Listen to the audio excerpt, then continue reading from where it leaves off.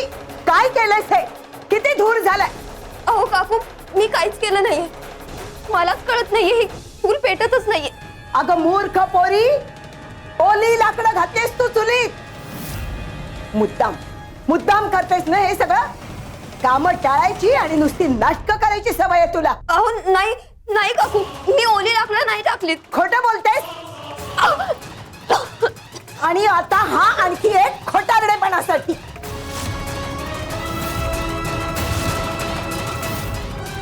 स्वामी, तुम्हीच धीर द्या. ज्याच्या जवळ कोणी नसतं त्याच्या जवळ गुरु असतं. आता कोण आलंय यावेळी?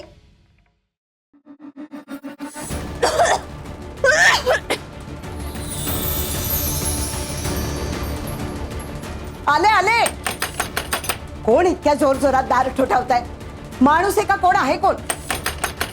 आता दार तोडायचा विचार आहे का? बघतेच आता कोण ते. गोविंदा, पत्नीची प्रकृती बिघडली आहे ना, आणि वैद्यांनी तुला एक दुर्मिळ कमळ घेऊन यायला सांगितलंय आणि ते तुला मिळत नाहीये म्हणून तू इथे आलायस ना? हो स्वामी, अगदी तसंच आहे.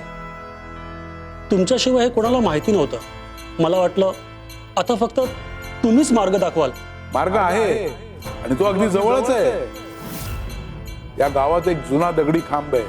पूर्वी जंगलातून जाणाऱ्यांना तो दिशा दाखवायचा आणि त्या खांबाजवळच एक छोटस डबकं आहे.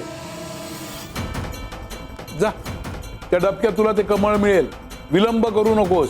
स्वामी, तुम्ही मला मार्ग दाखवलात. मी धन्य झालो स्वामी. श्री स्वामी समर्थ. श्री स्वामी समर्थ. स्वामी, अहो गावातून जाताना त्या खांबाबद्दल बरेचदा ऐकलं होतं. गावाच्या बाहेर जे जंगल आहे ना, ते जंगलात न जाताना तो दगडी खांब प्रत्येकाला मार्गदर्शन करतो म्हणे. पण तो दगडी खांब कधी कोणी पाहिलाच नाहीये. तो कसा दिसणार सगळ्यांना? हो ना, मी सुद्धा त्या खांबाबद्दल ऐकलंय, पण तो खांब कुठे आहे हे प्रत्यक्ष कुणीच पाहिलं नाही. आणि जंगलामध्ये तर खूप वाटा आहेत, त्यामुळे चुकण्याची शक्यता जास्ती आहे. माझं म्हणणं पण हेच होतं स्वामी. प्रत्येक लोकांना विचारावं लागेल. ज्यांना माहिती असेल, जे भेटेल नाही भेटेल, आणि जरी भेटला तर तो तिथपर्यंत मला नेईल याची काहीही खात्री नाही. प्रत्येक जण आपापल्या व्यापात असतो स्वामी, आणि माझ्याकडे एवढा वेळ सुद्धा नाहीये स्वामी. वेळ कमी असा नाही, तू इथे वेळेवरच पोचलास ना? हो स्वामी, एका साधूनी मला रस्ता दाखवला. कोणी? यानीच ना?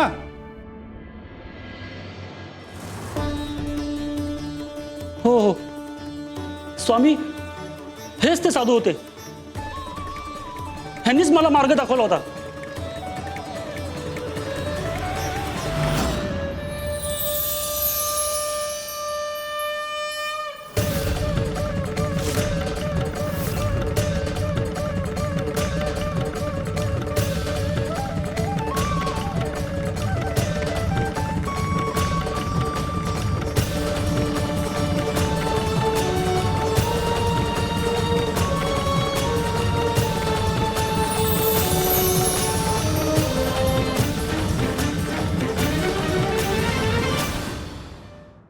हे काय?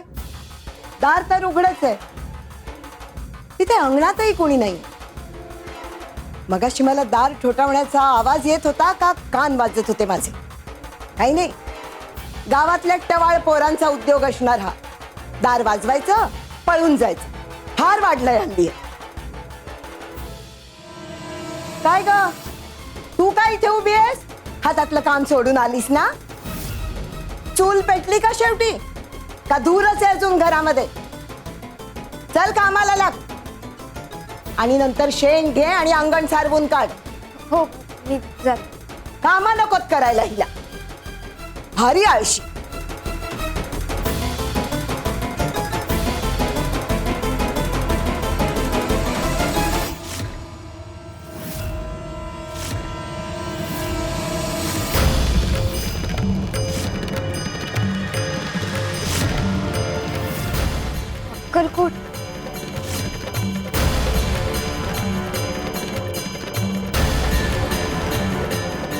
गुरुपौर्णिमेला अक्कलकोटची सेवा आणि स्वामींचं दर्शन हे प्रत्येक भक्ताचं भाग्य असतं. पुन्हा पुन्हा अक्कलकोट. स्वामी, हा तुमचा संकेत आहे का?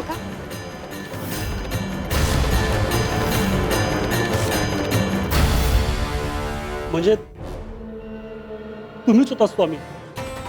मला वाटलं एका साधूनी मला रस्ता दाखवला.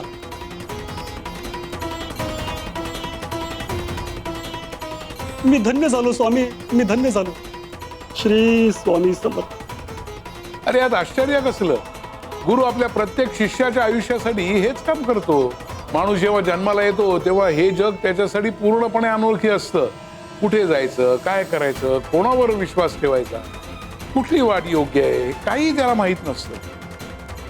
म्हणूनच अनेकदा माणूस भरकटत असतो. हो ना स्वामी? हो गे, वाट चुकणं हा दोष नाही, पण योग्य वाट दाखवणाऱ्याला नाकारणं हा मात्र दोष आहे.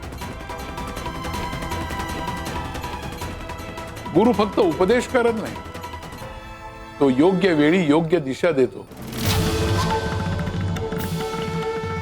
प्रत्येकाच्या आयुष्याचं एक ध्येय असतं आणि प्रत्येकाला त्या ध्येयापर्यंत पोहोचण्याची वाट माहीत नसते. प्रवासात किती अडथळे येतील, कुठे वळायचंय, कुठे थांबायचंय आणि कुठे धीर धरायचा हेही माहीत नसतं. म्हणूनच गुरु आयुष्याचा वाटाड्या असतो. अगदी बरोबर सुंदरे.